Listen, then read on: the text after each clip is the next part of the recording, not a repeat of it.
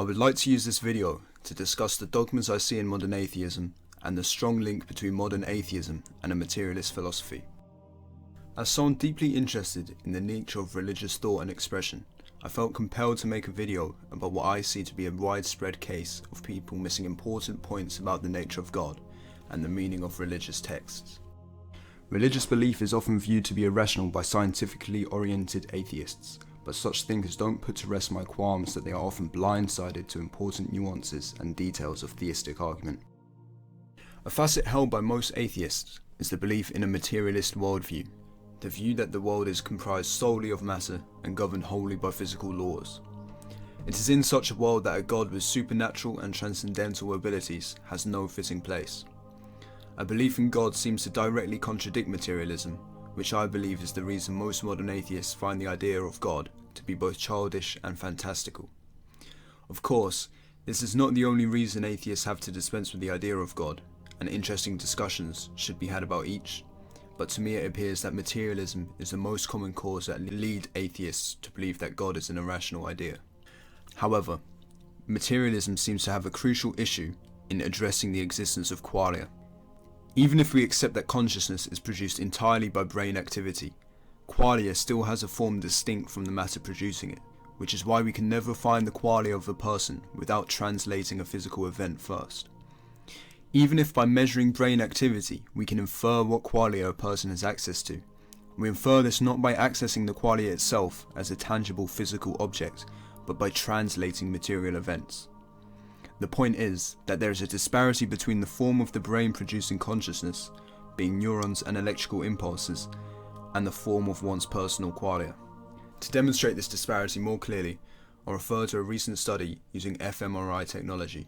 In the study, a subject had their brain activity measured whilst they viewed various images. An AI then attempted to reconstruct the original image from fMRI data alone. The success that the AI had in reconstructing the image clearly demonstrates that the brain has a role in consciousness. However, if you pay close attention, you will realize that it does not show that consciousness is indistinguishable from brain activity, but the opposite. If we observe what is going on, we realize that there are three images that exist: the original stimulus image, the image that exists as qualia of the perceiver, and the restored or inferred image recreated by the AI. However, only two of these three images exist materially, namely the stimulus image and the restored image. The AI can of course infer what image is there for the perceiver, but it must be noted that it is indeed only an inference. The AI can obtain information about the material world and the subject's brain activity, but then must conclude what the subject is experiencing, rather than possessing the experience in tangible form firsthand. It is obvious that no actual image can be dug out of the subject's head, yet every individual knows that such images exist. The matter that is interacting to produce consciousness exists in the form of neurons and electrical impulses, which, regardless of the combination of ways that they can be made up, will not replicate the same form of the image inside the mind of the subject. There are several reasons why the materialist case falls short in its claims here. First of all, if a mental image is indeed material, it must possess certain qualities such as size and shape. While some aspects of qualia, such as colour, may be explained away as an illusion, it is impossible to deny that your conscious experience has both size and shape. It quickly becomes obvious that the size and shape of your conscious experience is not that of the neurons and brainwaves said to be responsible for its existence. The already weak claim that this could be deception falls short at explaining what subject is being deceived. Since your conscious experience can be said to have a size and shape that does not resemble that of the matter producing it, it must be of a different form. There is no matter that the properties of your qualia can successfully be attributed to, therefore it must be non-material. Any attempt from materialism to explain the different kinds of qualia, but saying that different frequencies of brainwaves are responsible, also falls short, as it would imply that individual isolated waves would carry their own conscious experience or conscious information, an idea that most materialists are unwilling to accept. It is important to note that in the materialist worldview, all that exists is matter, but the image one sees in one's mind is not matter, even if it was produced by it. So there seems to be a disparity between forms. A mental image is not an object, so it must exist in a non-material form. Let me address some common points of protest to this argument. I've sometimes heard the suggestion that the mental image does exist physically, being on the retina of the subject. However, as we know, imagined images also exist and resemble the same form of qualia as perceived images, so this cannot be the case.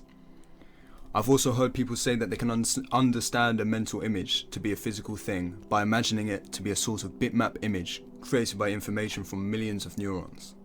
However, this argument is also weak for a number of reasons, so let's reveal some of its flaws. For a start, the neurons almost certainly have not arranged themselves to resemble any form of image that is imagined, nor does the argument account for our perception of depth or the different forms of qualia we experience, such as heat or cold. The point always remains that qualia is only tangible after a translation of physical events and cannot be a physical property in of itself. But what was my reason for bringing this up in a discussion about atheism? Despite the fact that I think most atheist qualms with God as a concept boil down to a materialist worldview, this disparity between our experience itself and the matter that produces it allow us to ask metaphysical questions. What place or space does this qualia occupy? What causes qualia to take on different forms? What is the interaction between the substructure that allows qualia to exist and the physical world? While science may be able to answer why a certain stimulus to the brain can cause us to see a colour, it's far more debatable that it has any reach whatsoever in metaphysical questions such as these, granted you accept what I have previously stated. My aim is not to attack science and its objective methods, but to point out the limits to what it can answer. Where I see the dogma to lie in modern atheism is in the common acceptance of materialism and the belief that science has the ability to answer all questions that we have. I see many modern atheists try to tackle the idea of God from a materialist standpoint without justifying their beliefs in materialism. However, God has never been intended to fit solely in a material world. While I'm not making a case for God or providing any argument or evidence for his existence, I am pointing out that the frame of this conversation needs to shift to discussing whether or not the laws of a metaphysical existence could allow for a God, or if they bear resemblance to the stories that we tell of God. Would a metaphysical existence allow for something such as an objective ethic? As physical beings, our wills are tyrannized by our environment, but is this also the case for the nature of our metaphysical experience? If not, does that mean conscious powers can influence the nature of the non-physical? These questions still sound silly from a philosophy of naturalism, but they make sense to ask when we consider our qualia. If a part of you exists as separate or emergent from your material body, do you have any influence on what reaches your consciousness, or what part of you interacts with the world?